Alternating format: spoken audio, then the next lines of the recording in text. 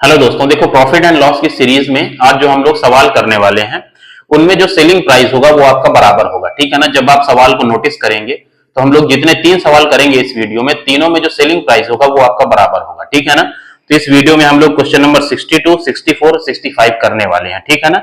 ये सवाल केवल देखने में बड़े हैं, बहुत ही आसान सवाल है। ठीक है ना। और अगर आप ऑप्शन की हेल्प लेके करेंगे तो बहुत ही कम समय में आप कर सकते हैं। ठीक है ना। देखो क्वेश्चन नंबर 62 को देखो आप। एक गांव के व्यापार मेले में एक आदमी 5,125 रुपए की कुल राशि में एक घोड़ा और एक ऊंट खरीदता है। उसने घोड़े को 25% के लाभ पर और ऊंट को 20% की हानि पर बेच दिया। यदि वह दोनों जानवरों को समान मूल्य पर बेचता है। ठीक है ना। देखो यहाँ पे सेलिंग प्राइस जो दोनों का है वो आपका सेम है। ठीक है ना। तो सस्ते जानवर का क्रय मूल्य कितना था ये आपको बताना है। ठीक है ना। देखो सवाल में केवल सस्ते का पूछा है, महंगे का भी निकाल लेंगे। ठीक है ना। देखो सवाल में आपको क्या करना है, सीपी और एसपी का रेशियो लिखना है, मतलब क्रय मूल्य और विक्रय मूल्य का रेशियो आपको लिखना है। ठीक है ना। तो आप सीपी और एसपी का रेशियो लिखिए। ठीक है। देखो 2% है यहाँ पे आपके पास, एक 25% का लाभ है। ठीक है ना। तो 25% का फ्रैक्शन क्या होता है आपका 1/4। बहुत ही आसान चीज है। ठीक है ना। 4 का सामान आपने एक लाभ लेके 5 में बेच दिया। ठीक है ना। तो कितना हो गया 4:5। और दूसरा के परसेंटेज क्या है 20% की हानि पर। तो 20% का फ्रैक्शन क्या होता है 1 में आपका 5। ठीक है ना। लेकिन ये हानि वाला है तो माइनस लगा लीजिए। 5 का सामान आप एक हानि लेके बेच रहे हैं तो कितने में बेचेंगे आप 4 में। ठीक है ना। अब सवाल में आपसे क्या बोला गया है कि जो विक्रय मूल्य है वो आपका बराबर है, तो वो पहले आपको बराबर करना पड़ेगा। ठीक है ना। तो आप क्या करिए, इसको आप 4 से गुणा कर दीजिए। ठीक है ना। और इसको आप 5 से गुणा कर दीजिए। तो देखो दोनों आपके 20 बन गए। ठीक है ना। लेकिन रेशियो में जो चेंज हम करते हैं वो दोनों तरफ हमें करना पड़ता है। ठीक है ना। यहां हमने 4 से मल्टीप्लाई किया है तो यहाँ पे भी 4 से मल्टीप्लाई करो तो कितना हो जाएगा 16। ठीक है ना। यहाँ पे 5 से मल्टीप्लाई किया, यहाँ 5 से मल्टीप्लाई करोगे तो कितना हो जाएगा 25। ठीक है ना। और सवाल में आप ध्यान से पढ़ेंगे, जो आपको 5,125 दिया हुआ है वो टोटल आपको सीपी दिया हुआ है, टोटल क्रय मूल्य आपको दिया हुआ है। ठीक है ना। तो यहाँ पे टोटल क्रय मूल्य कितना होगा 16 में आप 25 जोड़िए, कितना हो गया 6, 5, 11 और 2, 1, 3, 1, 4। तो टोटल क्रय मूल्य आपका 41 है और सवाल में आपको दिया हुआ है 5,125। ठीक है ना। इसको जब आप सॉल्व करेंगे, ये मैंने होमवर्क कर रखा है, तो यहां से एक यूनिट की वैल्यू आपकी 125 आएगी। ठीक है ना। ये 41 से आपका 125 बार में पूरा पूरा कट जाता है। ठीक है ना। तो देखो आपसे क्या पूछा है सवाल में, सस्ते जानवर का क्रय मूल्य पूछा है। तो सस्ता देखो आपका ये हुआ, क्रय मूल्य आपका 16 है और 25। ठीक है ना। तो सस्ता जानवर का पूछा है मतलब 16 है सस्ते जानवर का क्रय मूल्य। ठीक है ना। तो पहले तो आपको यहीं से अटेम्प्ट करना चाहिए। ठीक है ना सवाल को। तो ऑप्शन में आप देखिए कि 16 से कौन सा कट रहा है ऑप्शन, तो 16 से केवल ए पार्ट कट रहा है, 2000 आपका आंसर हो जाएगा। ठीक है ना। आपको ये नीचे जो मैंने किया है ये सारी चीजें करने की जरूरत नहीं है। ठीक है ना। लेकिन सवाल को हम पूरा सॉल्व कर लेते हैं। देखो एक यूनिट की वैल्यू आपके पास 125 है तो 16 यूनिट की वैल्यू कितनी हो जाएगी 16 गुणे में आपका 125। ठीक है ना। तो इसको आप सॉल्व करेंगे तो कितना आएगा आपका 2000। ठीक है ना। यही आपसे पूछा है। अगर महंगे वाले की पूछता तो उसकी वैल्यू कितनी है 25, तो 25 यूनिट की वैल्यू कितनी हो जाएगी आपकी, सॉरी 25 गुणे में 125। ठीक है ना। 25 और गुणे में आपका 125। ठीक है ना। इसको आप सॉल्व कर लीजिएगा तो महंगे वाले का आपको पता चल जाएगा दाम। ठीक है ना। तो यहां पे आपका 2000 आंसर होगा, मतलब ए पार्ट आपका आंसर हो जाएगा। ठीक है ना। सवाल को आप ध्यान से देख लीजिए।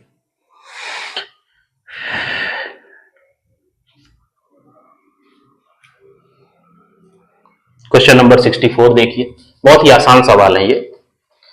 सारे सवाल में आपको सीपी और एसपी का रेशियो ही निकालना है। ठीक है ना।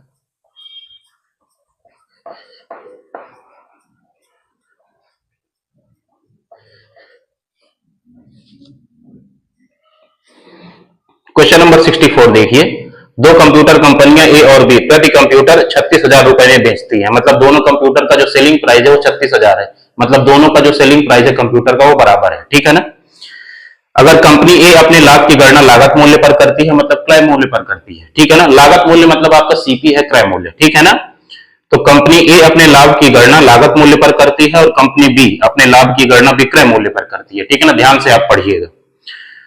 तो प्रत्येक कंपनी 20% का मतलब वो लाभ कमाती है, एक क्रय मूल्य पर लाभ लेती है और एक विक्रय मूल्य पर लाभ लेती है। ठीक है ना। तो कंपनी बी द्वारा कमाया गया लाभ कंपनी ए द्वारा कमाए गए लाभ के मुकाबले कितना प्रतिशत अधिक है ये आपको बताना है। ठीक है ना। देखो बहुत ही आसान सवाल है। यहाँ पे देखो, इस सवाल को आप कई तरीके से बना सकते हैं। एक नॉर्मल तरीका आप देख लीजिए। देखो 20% का फ्रैक्शन क्या होता है आपके पास, ठीक है ना। फिर हम सीपीएसपी के रेशियो से भी मैं इसको बता दूंगा। 20% का फ्रैक्शन क्या होता है, 1 बटे में आपका 5, ठीक है ना। तो देखो विक्रय मूल्य हमें सेम लेना है, तो यहाँ पे विक्रय मूल्य कितना है आपका, 5 में 1 जोड़ोगे आपका 6, तो 6 का मल्टीपल कोई आप विक्रय मूल्य ले लीजिए, ठीक है ना। तो आप मान लीजिए जो विक्रय मूल्य है आपका वो 60 है, ठीक है ना। देखो यहाँ पे सवाल में जो आपको 36,000 दिया हुआ है, इसका कोई यूज नहीं है यहाँ पे, ठीक है ना, क्योंकि आपको परसेंटेज बताना है। और जब भी आपको परसेंटेज निकालना हो तो रियल वैल्यू की कोई जरूरत नहीं होती, ठीक है ना। हम रेशियो से आसानी से बना सकते हैं, ठीक है ना। आप देखो दोनों का विक्रय मूल्य आपका सेम है, ए और बी दोनों का, ठीक है ना।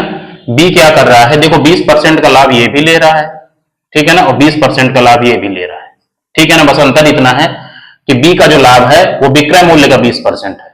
तो 20% का फ्रैक्शन क्या है, 1/5। तो विक्रय मूल्य कितना है आपका 60 है, तो इसका 1/5 कितना होगा आपका 12। तो इसका जो लाभ आएगा वो 12 आएगा, ठीक है ना। और इसका लाभ आपको निकालना है 20%, ठीक है ना। तो ये क्रय मूल्य पे है, तो 20% का फ्रैक्शन क्या होता है, 1/5। अब लाभ का फ्रैक्शन मैं आपको बता चुका हूं, देखो नीचे वाली वैल्यू आपकी क्रय मूल्य होती है, ऊपर वाली लाभ होती है, ठीक है ना। तो यहां से आप सेलिंग प्राइस निकालेंगे तो कितना आएगा, 5 का सामान आपने 1 लाभ लेके बेचा, मतलब 6 में बेचा। और सवाल में विक्रय मूल्य कितना दिया हुआ है आपको 60, जो हमने माना है, मतलब तो 1 यूनिट की वैल्यू कितनी आ गई 10, ठीक है ना। और यहाँ पे देखो प्रॉफिट कितना है आपका, 1 ही यूनिट है, तो ए का प्रॉफिट कितना है आपके पास, देखो 10, ठीक है ना। और ये आपका बी का प्रॉफिट है, ठीक है ना। अब सवाल में आपसे यही पूछा है कि बी का प्रॉफिट जो है ए के प्रॉफिट से कितना अधिक है, ठीक है ना। तो 10 से कितना अधिक है आपका, 2 अधिक है। और किससे पूछा है, ए से, ठीक है ना। तो ए की वैल्यू नीचे होगी 10 और गुणे में आपका 100, ठीक है ना। तो 0 से आपका 0 कट गया, तो कितना हो गया, 20% आपका अधिक है, ठीक है ना। तो 20% आपका आंसर हो जाएगा। तो ये हो गया इस सवाल को करने का आपका ये तरीका। दूसरा तरीका भी आप देखो, सीपीएसपी के रेशियो से भी आप कर सकते हैं, ठीक है ना। सीपी और एसपी का रेशियो, ठीक है ना। देखो प्रॉफिट आपका 20% है, मतलब 1/5, ठीक है ना। तो देखो ए क्या कर रहा है, वो तो लागत मूल्य पे ही प्रॉफिट ले रहा है, मतलब 5 रुपए का सामान उसने 1 रुपए के लाभ में बेचा, मतलब 6 में उसने बेच दिया, ठीक है ना। बी की कहानी को आप समझिए। बी का जो प्रॉफिट है आपका वो विक्रय मूल्य पे है, ठीक है ना। तो यहाँ पे जो 20%, मतलब बी के लिए जो 1/5 होगा, ठीक है ना। तो ये ऊपर वाली वैल्यू तो आपकी प्रॉफिट ही होगी, लेकिन नीचे वाली वैल्यू आपकी सेलिंग प्राइस होगी, विक्रय मूल्य होगी। क्यों, क्योंकि सवाल में ऐसा बोला गया है, ठीक है ना। सवाल में आपसे बोला गया है कि बी का जो प्रॉफिट है आपको विक्रय मूल्य पे उसे काउंट करना है, ठीक है ना। तो एक चीज आप सोचिए कि 5 रुपए का आपने कोई सामान बेचा जिसमें उसका 1 रुपए लाभ भी था, तो सामान कितने का रहा होगा, 4 रुपए का रहा होगा, ठीक है ना। कॉस्ट प्राइस इसका कितना होगा 4, और बेच कितने में रहा है आपका 5 रुपए में, ठीक है ना। अब सवाल में देखो क्या है, विक्रय मूल्य बराबर है, ठीक है ना। तो सेलिंग प्राइस मतलब विक्रय मूल्य आप बराबर कर लीजिए। तो इसको आप 5 से गुणा कर दीजिए तो ये 30 हो जाएगा, इसको 6 से गुणा कर दीजिए तो ये 30 हो जाएगा, ठीक है ना। हमने इसको 5 से गुणा किया तो इसको आप 5 से गुणा करेंगे तो ये 25 बन जाएगा, ठीक है ना। और ये देखो आपका ये 6 से गुणा करेंगे 4 को तो कितना हो जाएगा 24, ठीक है। और ये देखो कितना हो गया आपका 30, और ये भी आपका 30, ठीक है ना। तो देखो मैं लाभ लिख रहा हूं ए का और बी का, ठीक है ना। 25 का सामान ए ने आपका 30 में बेचा है, तो कितना लाभ हुआ आपका 30 का, वो 5 रुपए का, ठीक है ना। 25 का सामान ए ने 30 रुपए में बेचा है, मतलब 5 रुपए का लाभ हुआ। बी ने 24 रुपए का सामान 30 में बेचा है, मतलब 6 रुपए का लाभ हुआ, ठीक है ना। तो बताइए ये कितना अधिक है आपका ए से, 1 अधिक है भाई। बी का लाभ ए से 1 अधिक है, और ए से पूछा है तो ए की वैल्यू कितनी है आपकी 5, और गुणे में आपका 100, क्योंकि परसेंटेज आपको निकालना है। तो ऐसे भी देखो आपका 20% आपका आ गया, ठीक है ना। तो आप कैसे भी ऐसे सवालों को बना सकते हैं, ठीक है ना। ध्यान से देख लीजिए, बहुत ही अच्छा, बहुत ही प्यारा सवाल था ये, ठीक है ना। यूपीएसआई 2017 में ये पूछा गया, क्वेश्चन नंबर 64 है ये, ठीक है। इसको ध्यान से देख लीजिए।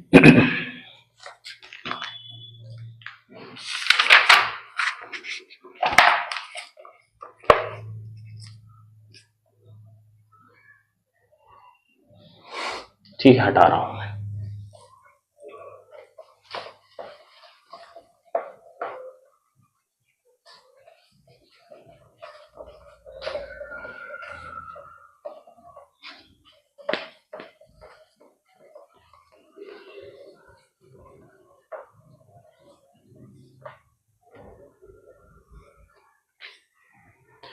क्वेश्चन नंबर 65 देखिए, ये भी सवाल आपका देखो, अगर आप ऑप्शन की हेल्प से करोगे तो सवाल में बिल्कुल भी मेहनत नहीं, अभी आप देखते जाइए, ठीक है ना। देखो, एक व्यक्ति 3600 रुपए के दो खिलौने ए और बी आपके खरीदता है, ठीक है ना।